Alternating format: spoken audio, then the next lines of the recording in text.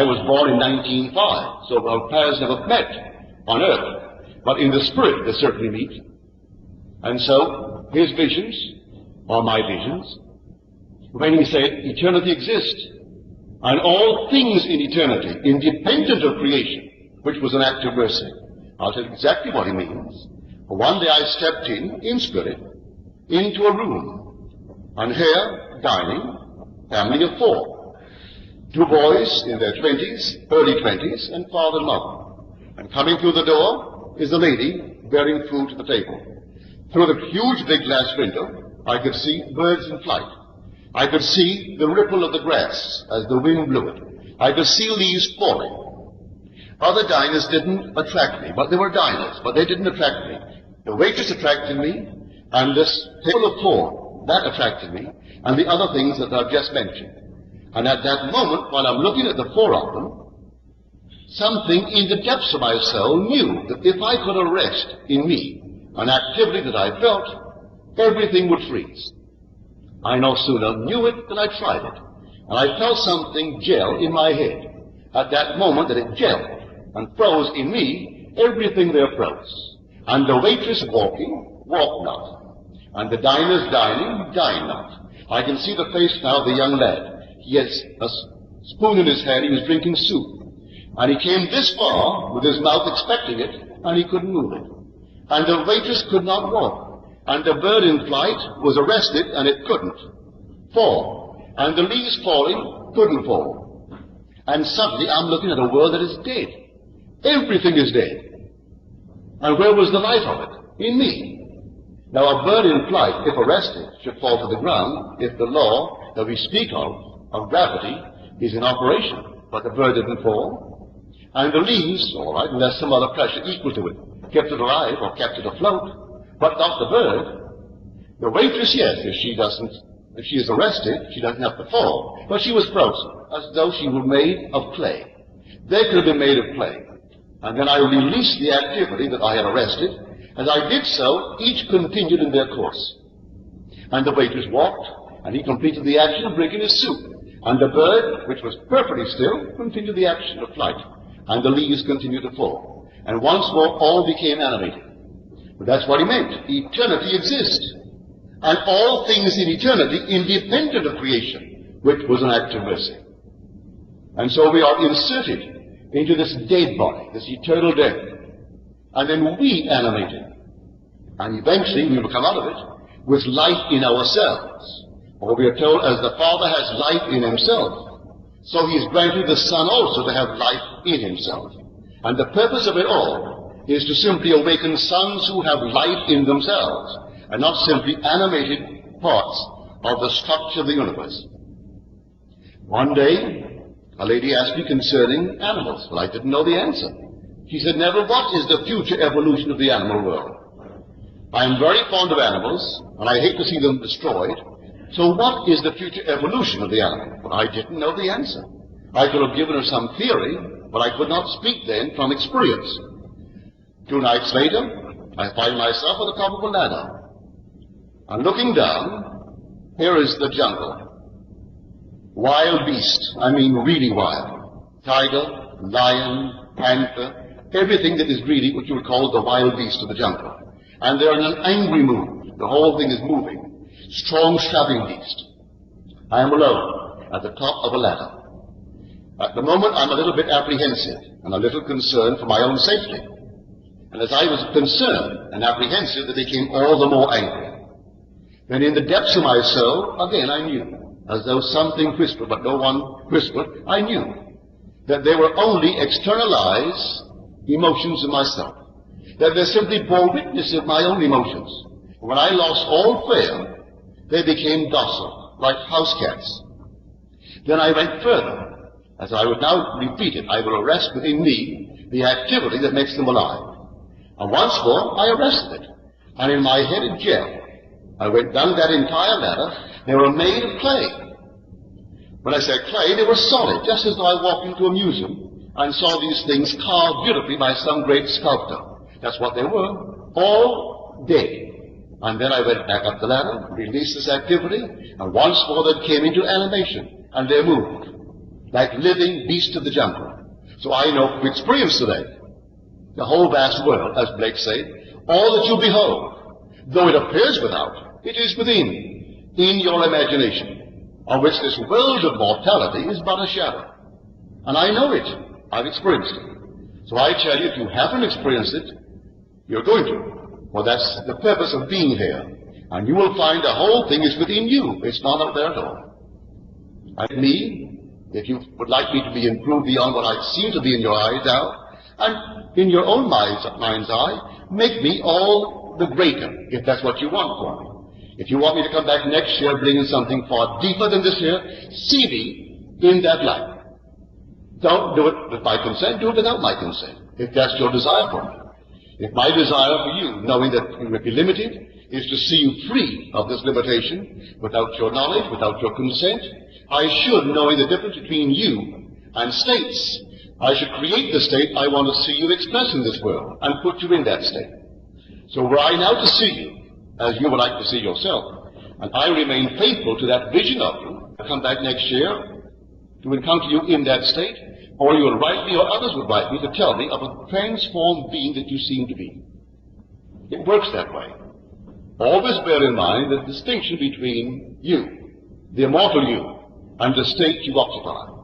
Because you know you could easily fall into the state through an argument, through a headline in the paper. You can fall into it in some other way, and think you are it, and you aren't it at all. You are the immortal being that one day will be fetched from the furnace of affliction, and being brought out, you are one with your Father, who is God, and you are He.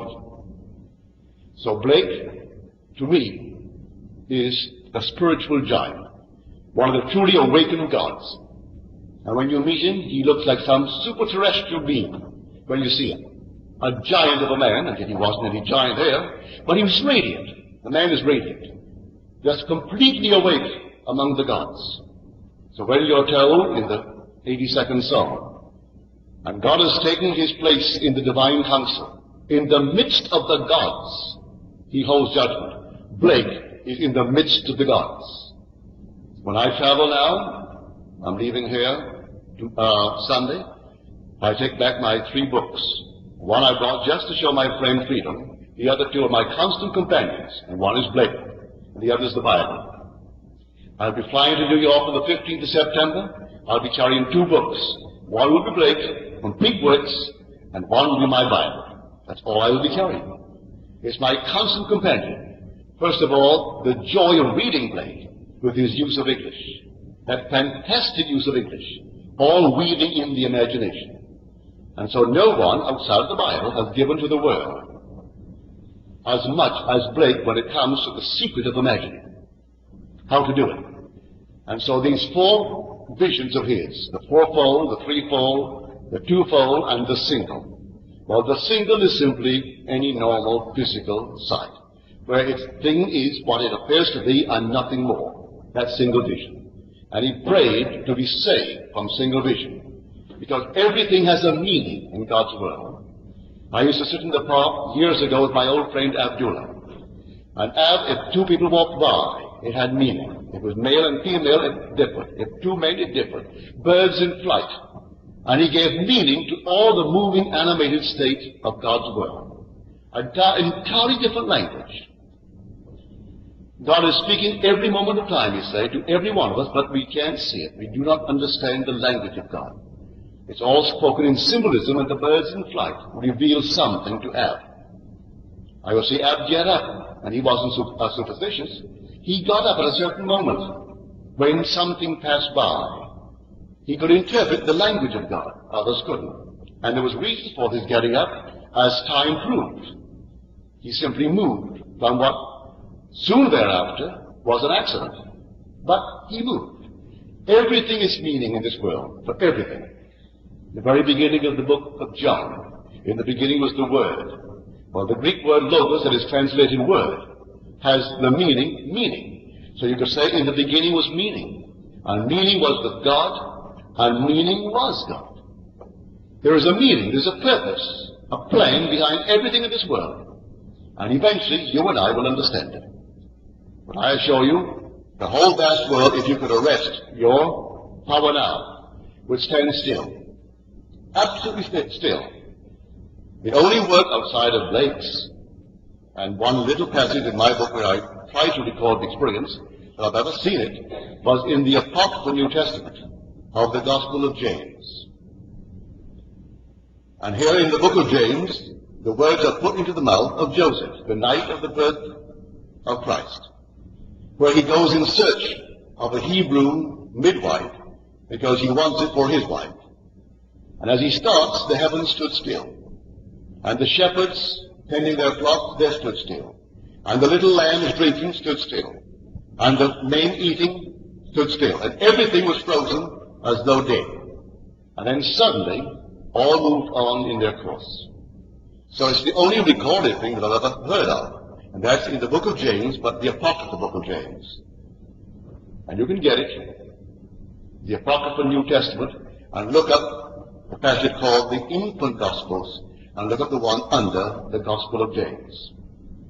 And this was experience given as an experience of Joseph, where the night that he was born as Christ, then the heavens stood still.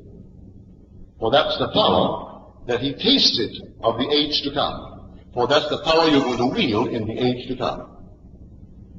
And you taste it now, just glimpses of it, because you're rising into a world completely subject to your imaginative power. So if you haven't read Blake, may I beg you to get a copy and read him. You may not understand in the very first moment, but reread him, and keep on rereading him. First of all, for your, well, if you like English, just for the joy of reading good English, read Blake. Few can take words and do with words what Blake did and left to the world. So 200 years ago, he made his entrance and then left to us, although he himself was completely unknown. And you mention anyone in the day when he walked the earth, and they're completely unknown today. But Blake has become known. And he grows bigger and bigger every year in the eyes of those who understand good literature. And those who were considered great in his day are completely today unknown. Because the King of England in those days was simply Mad George. And we only know him today because he lost, for which we are very thankful that he lost it, but he lost his greatest colony, which was America. And we are very grateful he did, but he was as mad as a hatter. And he's only known for his madness. While Blake was not mad, but because of his visions, they called him mad, and said the man is mad, because he spoke of things that mortal eyes could not see. Yet the same who called him mad would read the Bible. Well, can you conceive of the description of God on his throne as described in the 6th chapter of Isaiah? And he beheld the Lord, the Most High, sitting on his throne. And he paints a picture. Can you conceive of any cameraman photographing it? You've got to take the words of Isaiah, because you couldn't possibly take some anonymous there and have him dissect God and his throne, and you couldn't take any cameraman who could photograph the vision of Isaiah. Was he mad? We have it in the book, and we read it all the time. All the visions recorded in the Bible could not be photographed. And so because Blake could not photograph his own, say he could draw them, or he had the talent to draw them, well, they called him mad. When he drew the flea, and drew the flea like a man, a monstrous man, with a neck that wasn't a neck, the head was simply stuck on shoulders. Yes. But he was trying to put over a marvelous lesson. To him, a flea is a blood-sucking insect. Well, any man who takes the lifeblood of another, who works it for less than a man really should be paid, he's taking his blood. He doesn't get on a man and actually suck blood. But there was a day, and there's still a day, when a man isn't paid what he's worth, and yet the man is using him. That man goes home to a wife and children that need food, need to be educated, and he's not being properly paid. Isn't he the employer, a blood-sucking insect? Well, that's the flea. And what Blake made, that everything is man. So the little flea is only the projection of a blood-sucking man. So everyone in the world could look at that picture, it's a monstrous picture. And he drove everything into it, and he said he saw the ghost of a flea. And the ghost of the flea was man. For there's nothing but man. I saw it. The animal world is simply man's emotions made visible. When man arrests in him the life that makes them alive, they all stand and are dead. The whole vast world one day will be seen by you as still, and then you know the words of bread. Eternity exists, and all things in eternity, independent of creation, which was an act of mercy. And so we are being molded and shaped on this fabulous world of states by the uncreated God. Here the uncreated shapes himself upon the mold that is permanent. Now let us go into the silence.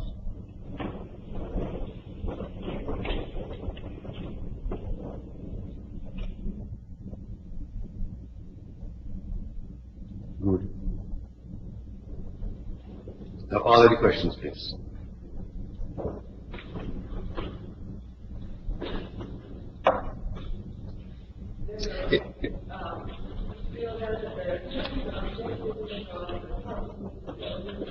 I didn't quite hear you, my dear.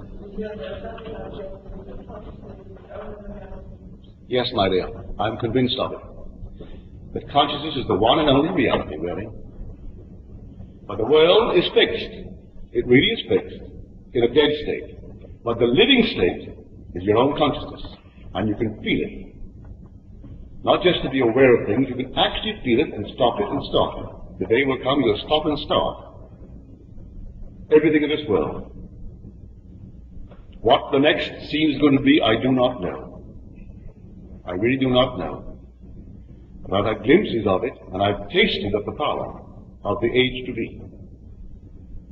And just as well that man in this world cannot exercise that power.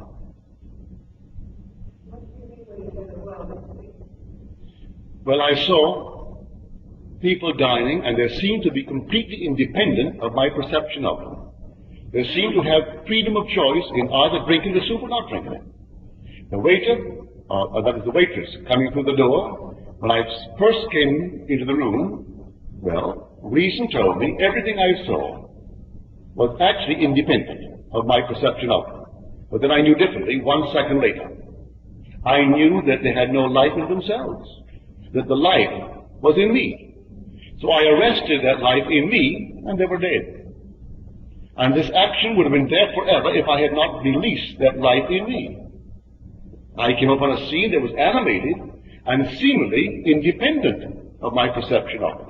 But it wasn't, because I discovered 1 second later that I could arrest an activity in me and it would freeze, and it did. And the bird, as I said, the bird in flight, should a bird in flight, if arrested, the motion arrested, should it not fall? If the law of gravity is true? But it didn't. I could have held it there indefinitely, because the motion was really in me. Now one night the voice said to me, at the time I could not understand it, but the voice has never lied to me. So in the depth of my soul, a voice is speaking.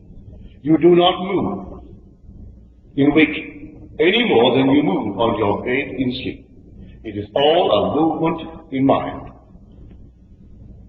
Well, the movement in mind, I knew that I came to bed that night from the living room. I knew the next morning when I get out of that bed, I go to the living room, I will leave the house that day and go elsewhere, and I've done that for all these years. And the voice is telling me you do not move in waking any more than you move on your bed in sleep. It's all a movement of mind. You only think you move when you wake as you think you move in sleep. Well, then to encounter in the depths of my soul a meditating Neville, and to discover that he is meditating me, and he is the reality that is causing the seeming motion, but he isn't moving. So was the voice speaking to that depth of my soul that is there in meditation? As Jung said, when he saw himself, he was afraid, and he woke frightened, because he said to himself, so he is the one who is meditating me. He has a dream, and I am it. And then said Jung, and I knew when he awakened, I would no longer be. So a still meditating Jung caused 89 years of seeming motion all over this world. But the being he encountered, when he was then 69 years old, was there before he came from his mother's womb, meditating him. He was dreaming of an experience in 3 dimensions which he needed for increased awareness to further his own self-realization. But he, the meditating being, was not moving. And if he was the cause of Jung's experience of 69 years, and beyond for another 20 years, for he died at 89, well then the voice is telling me the truth. For the voice wasn't speaking to this little thing here. This is the garment that I am wearing. So the voice was addressing itself to the depth of my soul. You do not move in waking any more than you move when you're bathed in sleep. It's all a movement in mind. You only think you move. When you wake, as you think you move, you dream. Well, I recorded the words, but I couldn't understand the words. Yet the voices never lied to me. So these revelations can come beyond one's capacity to fully understand them, but you will grow into the understanding, because he will give you another experience, and finally it unravels itself, and you will see how true the voice was when you recorded it. As Scripture, all these things were recorded in the 39 books of the Old Testament, but they were not understood any more than they're understood today. It took the New Testament to manifest the great secret hidden in the Old. And to this day, there are people who will not believe that it happened. But it's all stated, but the very ones who recorded it couldn't understand it. They themselves confessed that the prophets sought and inquired and asked what person or time was indicated by the Spirit of Christ within them when predicting the sufferings of Christ and the consequent glory. And they were told then it was not for their time, but for ours.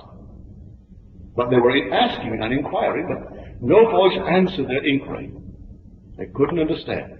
But they recorded faithfully what the voice had dictated for our age, for our time. Any other questions, please? Yes, Bill. Did I move? In the depth of my soul, that being is still unmoved.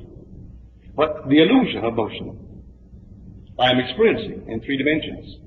With the garment that I'm wearing, a male garment, I have the illusion. Now when you wake tomorrow morning from your bed, if you have a dream tonight, you will dream, you may not remember it. But if tomorrow morning you wake, remembering the dream, and the dream is very active, you'll have to confess to yourself, if this thing is the real you, you really didn't move, did you?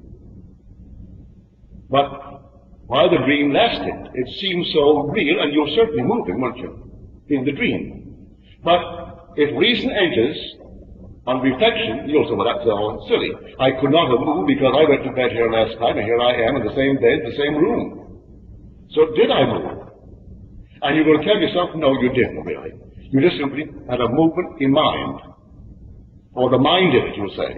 But the mind did it, but you were clothed to yourself. You could be hurt in a dream and have the sensation of pain and witness an accident. It could even be fatal in the dream. But when you wake, it's always just a dream. Therefore, all the movements that I experienced must have been in mind. Well, when we wake from this dream, it's going to be the same thing. For he's going to wake one day, and this, on reflection, will be as much a dream as tomorrow morning's reflection on the night's dream. So the point is all that we see or seem but a dream within a dream? Edgar Allan Poe, and he came to the conclusion, yes. Is all that we see or seem but a dream within a dream? And the day will come, that dreamer who meditated you into seeming reality will awake from the experience which he imposed upon himself, and you will be he, but then awake, and reflecting on the experience that lasted seemingly thousands of years by our little time, will be to him just the experience of the dream that he imposed for a definite purpose, to simply further his own self-realization. And therefore you will know that you haven't moved. You'll awaken from the self-imposed stillness and dreamed of motion and all the experiences that you and I encounter in the world of flesh and blood. And you will awaken, and then it will be to you like the dream of tonight will be to you tomorrow morning. But the voice is never lied to me. When I hear it, it speaks with an authority from the very depths of the soul, and you hear, and you simply listen, and you record what was told, whether you understand it or not. Then comes experiences where you can't deny the experience.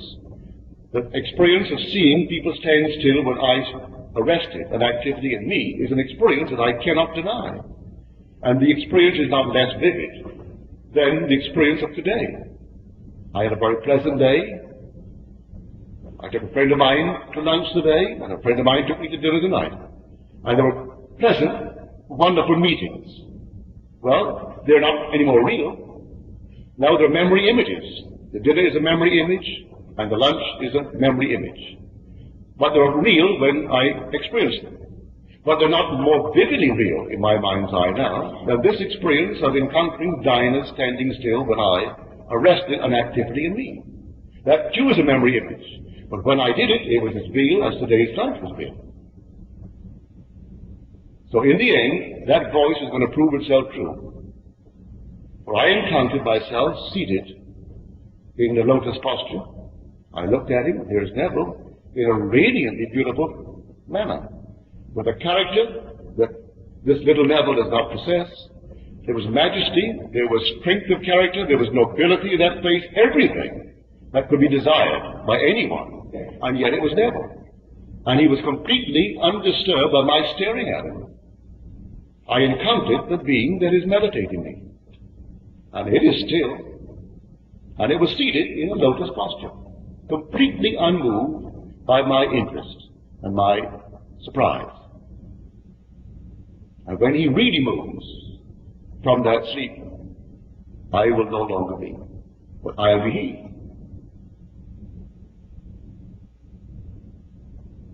Well, we're here on Sunday morning, and that will be our last for a year, but let me repeat, it's not the last of the message, for Freedom Barry is in our midst, and I think you all know it. So again, let me ask you to please take one of his cards and read it. It gives you all the information that you will need concerning the class. Again, thank you.